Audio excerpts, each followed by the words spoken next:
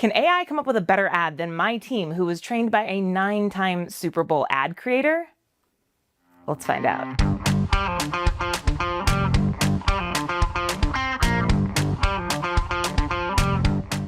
The AI-human debate has been going on for far longer than AI has even been as mainstream as it is today. But now that it is mainstream and we have access to it, and since we do so many different marketing and videos and stuff like that, I thought this would be really fun to have my team come up with a video ad versus having AI come up with a video ad. One of the ads that we're about to watch was conceptualized, designed, and scripted by an AI. The other was done by my team. Both of them got the same set of instructions from me. Now, to be fair, the filming and the editing was done by my team. But on the AI ad, they only followed the instructions that the AI gave them.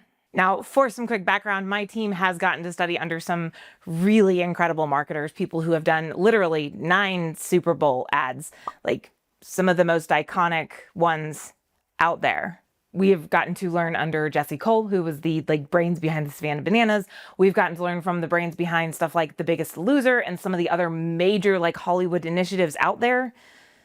So we've got a few things up our sleeves, hopefully.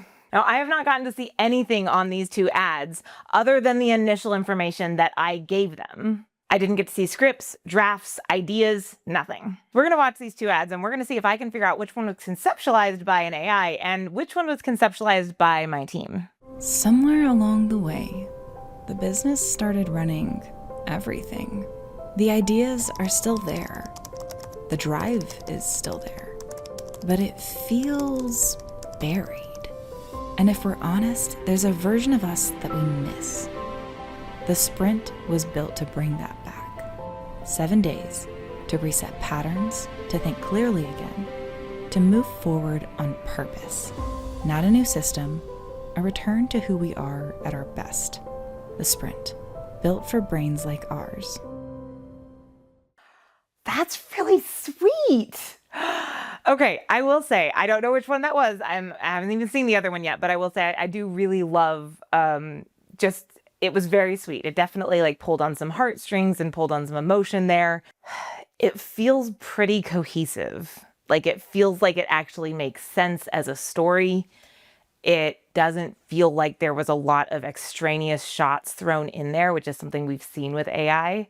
I'm honestly having a hard time telling only because you did make a comment at one point in the past month, even though you wouldn't let me see anything, you wouldn't tell me anything, you did said, I'm really impressed with how well the AI ad came together.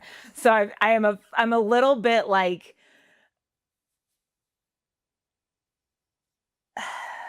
but it feels more cohesive than I would expect from an AI ad. So I can't say for sure, but that's the message I can give you right now. I have some additional thoughts, but let's watch the next one and then, we'll see what happens.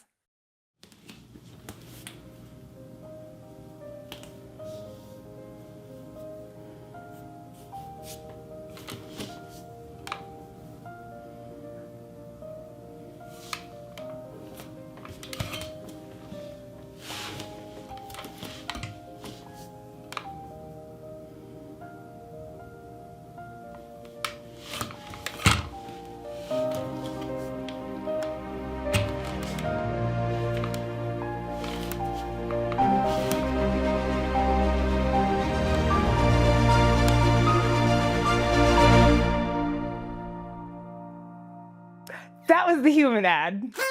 There's no way that was the human ad, wasn't it? That was great. I love that. You actually crying?